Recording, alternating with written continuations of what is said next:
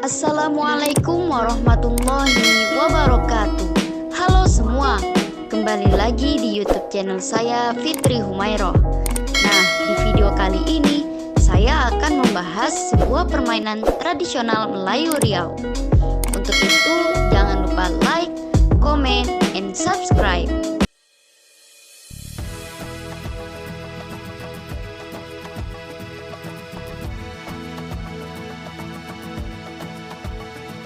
Telah kita ketahui bahwa di tengah kemajuan teknologi saat ini, hampir semua permainan tradisi terlupakan.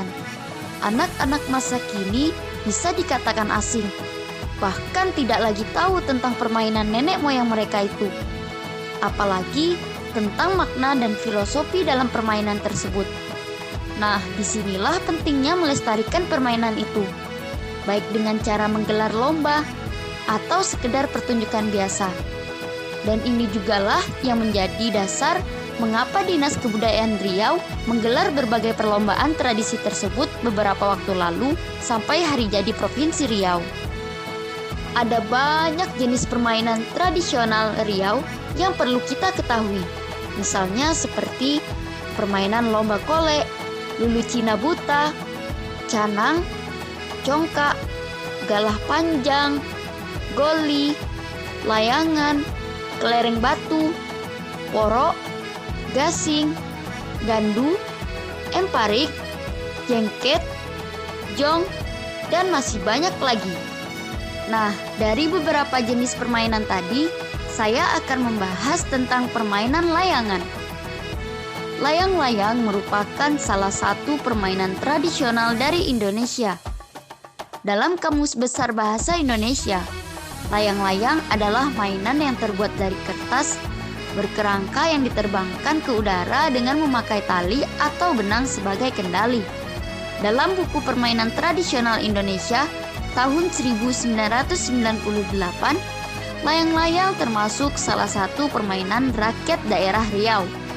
Pada umumnya, layang-layang terbuat dari kertas atau kain parasut yang diberi kerangka dan dapat diterbangkan ke angkasa dengan bantuan angin setelah diikatkan pada seutas tali atau benang. Layang-layang dimainkan oleh anak-anak maupun orang dewasa di tanah lapang. Nah, perlu kita ketahui, meskipun layang-layang berekor sudah biasa di Asia selama berabad-abad, baru pada tahun 1893, William A. Eddy, seorang jurnalis Amerika yang berkepentingan dengan meteorologi dan fotografi udara layang-layang. Ia memberikan kontribusi yang signifikan terhadap pengembangan layang-layang di barat dengan memperkenalkan desain tak berujung yang sekarang dikenalnya memanjang berbentuk berlian. Selanjutnya yaitu struktur layang-layang. Bentuk dan ukuran layang-layang sangat bervariasi. Beberapa layang-layang dapat terbang dalam angin sepoi-sepoi, sementara desain lainnya membutuhkan angin yang stabil. Layang-layang dapat dibuat dari dua batang yang ditutupi dengan bahan layar atau dibuat dalam konfigurasi yang membutuhkan kerangka kerja yang kompleks. Bahan untuk membuat layang-layang seperti bambu atau kayu, kain atau kertas, dan tali. Pada dasarnya tidak berubah selama lebih dari 2000 tahun. Saat ini layang-layang sering dibangun dengan bahan sintetis. Bermain layang-layang sangat bergantung pada cuaca, khususnya angin, karena layang-layang akan sulit terbang jika tidak ada angin. Cara mudah untuk mengetahui ada angin atau tidak, bisa melihat daun pohon apakah dia bergoyang atau tidak. Jika daun bergoyang, maka untuk menerbangkan layang-layang akan mudah. Lokasi untuk bermain layang-layang juga harus diperhatikan. Tanah lapang atau terbuka akan lebih mudah untuk menerbangkan layang-layang jika dibandingkan di lokasi banyak pohon, karena berisiko layang-layang akan mudah tersangkut. Terus, cara bermain layang-layang itu yang pertama, siapkan peralatan berupa layang-layang dan benang. Yang kedua, melihat potensi adanya angin.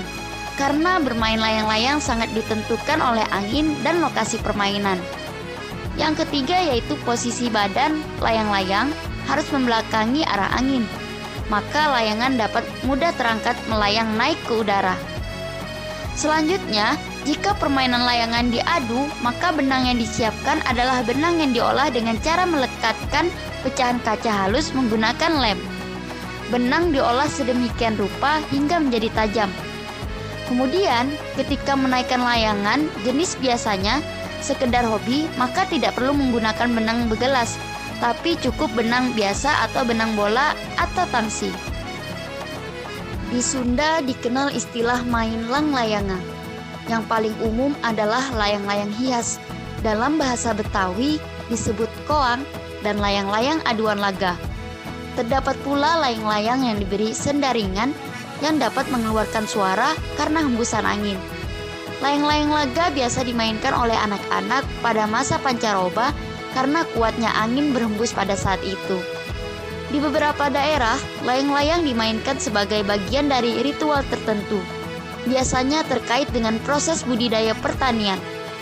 Layang-layang paling sederhana terbuat dari helai daun yang diberi kerangka dari bambu, kemudian diikat dengan serat rotan. Layang-layang semacam ini masih dapat dijumpai di Sulawesi. Diduga beberapa bentuk layang-layang tradisional asal Bali berkembang dari layang-layang daun karena bentuk ovalnya yang menyerupai daun. Sungguh layang-layang merupakan permainan tradisi yang juga penuh dengan filosofi kehidupan. Layang-layang tidak akan terbang jika tidak terjadi tarik ulur tali kendali yang baik. Jika tidak bisa memahami kekuatan angin sebagai alat pengangkut layang-layang hingga bisa terbang ke udara. Nah, sekian pembahasan dari saya. Apabila ada kesalahan, mohon dimaafkan. Jangan lupa like, comment, and subscribe. Dadah, terima kasih. Wassalamualaikum warahmatullahi wabarakatuh.